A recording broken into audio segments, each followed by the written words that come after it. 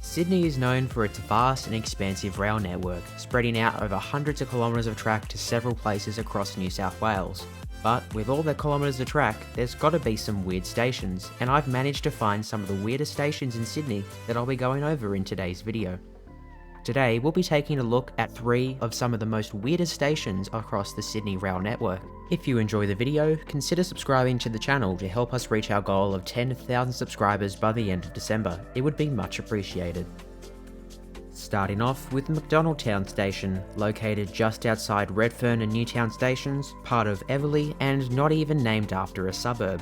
Macdonaldtown Station is well known for being part of the oddly named Men Triangle, which is a triangle between Macdonaldtown, Erskineville and Newtown railway stations, with all stations being within a 10-minute walk of each other. I've actually done the walk between Erskineville and Macdonaldtown, and depending on how fast you can walk, I was able to get it done in 4 minutes. For people living around this area, it's actually a great transport connection. You can either use the lines down south at Erskineville, or you can use lines along the inner west at Macdonaldtown. The original Macdonaldtown Station was opened in 1878 at a site adjacent to the Charles Street subway, which is located underneath the station. It was relocated to its present site on the 3rd of April in 1892. An interesting fact for you all is that you may notice this grassed area just here next to the platform across the tracks. This is where an original island platform used to sit, however was demolished in November of 1985. Directly next to the station lies Macdonaldtown Stabling Yards, which is where a lot of electric trains are stored, particularly out of peak hours, and you often see a lot of peak hour run trains being stored in the yard. It makes for a unique sight that during the day when you see these trains stored, you can hear the sound of the trains resting. Upon doing research of Macdonaldtown Station, I learned of a very interesting story that happened in 1986. On the morning of the 13th of July 1986, Macdonaldtown Station was entirely painted in pink by an 18-year-old John Philip Baxter and his 14-year-old brother. Baxter also glued a table, 2 chairs and a pot plant, also painted in pink, to the platform to further his overall effort to enhance the station. According to this old article from the Sydney Morning Herald, he described the station as a large grey scar on the Sydney landscape, which, to be fair, I do see what he means. Surprisingly, he was not convicted at all, and was only charged with a large fine. Whilst we don't see any pink left at Macdonaldtown Station nowadays, we do see this great looking artwork right at the entrance, which is also located next to a very odd station building, which happens to sit both underneath the bridge and then also sticking out onto the street. To be honest, it's actually a very weird design, and I wonder how old the building is. At this present time, the T2 Leppington and Inner West line primarily services the station with a 15-minute frequency on trains running between Homebush, Parramatta and the city. Late at night and early in the morning, and sometimes on weekends, T3 services also run through the station, stopping. Macdonaldtown is a great station for train spotting, as you get a train up to 30 seconds at most points. Depending on what time of day you visit Macdonaldtown Station, you may also see some trains slowly going into the Macdonaldtown yard, as well as Everleigh Workshops, which is located a little further away. Now moving on to Casula Station. Casula Station is located on the main southern line, serving the suburb of Casula and seeing T2 line services and T5 line services stopping at the station with a frequency of every 7 to 15 minutes. Casula Station opened on the 1st of November in 1894, and in October of 1993 a footbridge was installed at the station.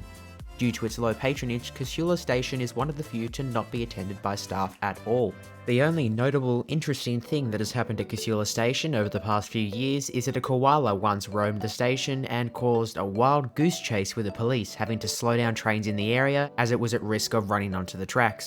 Thankfully, after the koala had a little bit of an explore and seemed to be very keen on getting in a lift, the little koala was able to run out of the station once the police began chasing them. He obviously knew he was in trouble.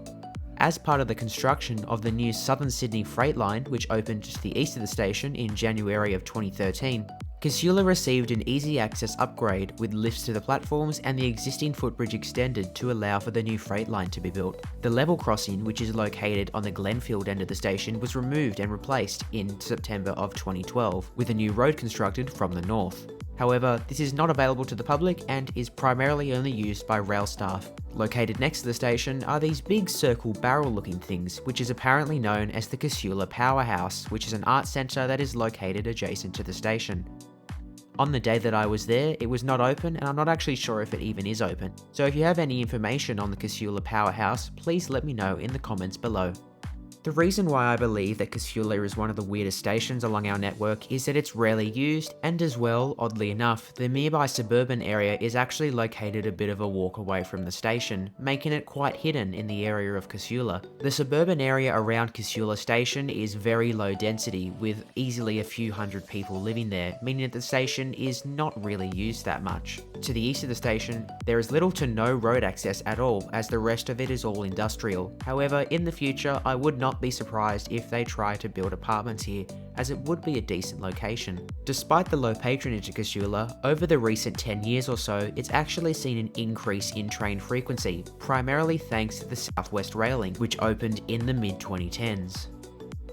Moving on to by far the weirdest station on the New South Wales rail network, it's gotta be Wondabyne. Wondabyne Station is located on the Central Coastline. Wondabyne Station opened on the 1st of May 1889, originally known as Mullet Creek Junction, after the nearby creek. Wondabyne Station is mainly used by trailgoers on the Great North Walk and the homeowners who live on the other side of the creek, which means that if you live in this area, there's a pretty good chance you have your own boat to reach the station. Wondabyne Station is of course also favoured heavily by train spotters, with thousands of videos being created over the past few years of train spotting sessions at Wondabyne Station.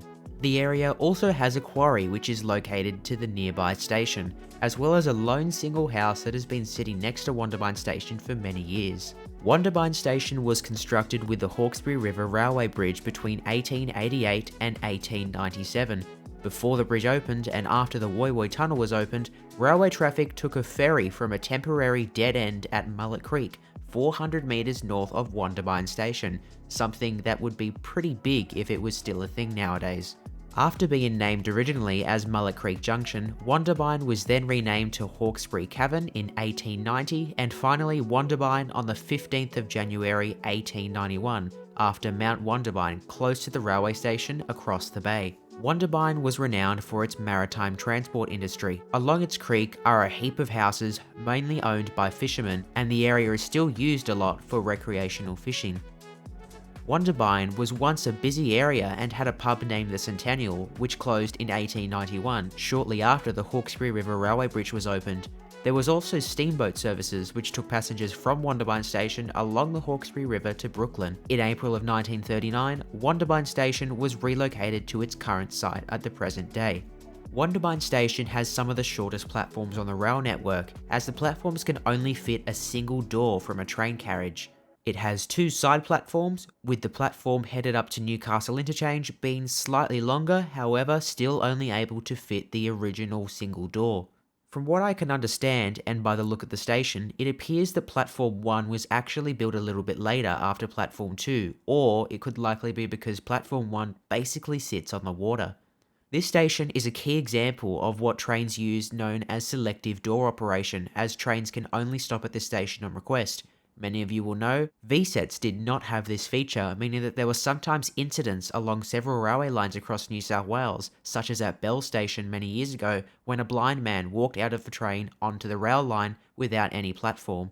This was because the VSETs do not have selective door operation, and obviously since they're over 50 years old, they did not have that type of technology back then. The technology has been favoured for the new Oscar H sets and as well the brand new Marayung D sets, which are the primary trains that operate on the Central Coastline. An interesting thing about Wondabyne, heading back to how you have to request the station, is that if you're at the station, you must flag down the driver by waving. The driver then acknowledges you by sounding their horn,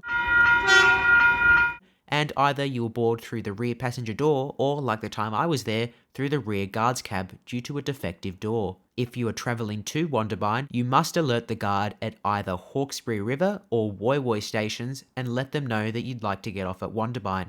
It's worth checking, not all trains stop at Wondabyne, as Wondabyne only sees an hourly service on the all stations part of the line. Another option, which is only on the newer Marion trains, which I find quite weird, is that you don't even have to talk to the guard. They say you can now use the emergency help point by calling it to request to stop at the station. However, my problem with this is that obviously the guard won't answer the call and will just see the alert, thinking that it's likely a request for Wondabyne. However, a concern of mine is that what if it's an actual emergency? What if someone is in serious danger and needs help, but the guard dismisses it as a request to stop at Wondabyne? It's one of the many things I think about while sitting at Wondabyne and staring at the water. And that's 3 of some of Sydney's weirdest train stations. I hope you all enjoyed the video, and let me know what you think on this new mini-series that I'm thinking of doing. I have a few stations that I would like to cover as part of this, so if you enjoyed this video and the style of it, please let me know in the comments below so I know if I should make further parts. If you enjoyed the video and you haven't already subscribed, subscribing to the channel would also mean so much to help us reach our goal of 10,000 subscribers by the end of December. I hope you all enjoyed the video, and I'll see you all next time.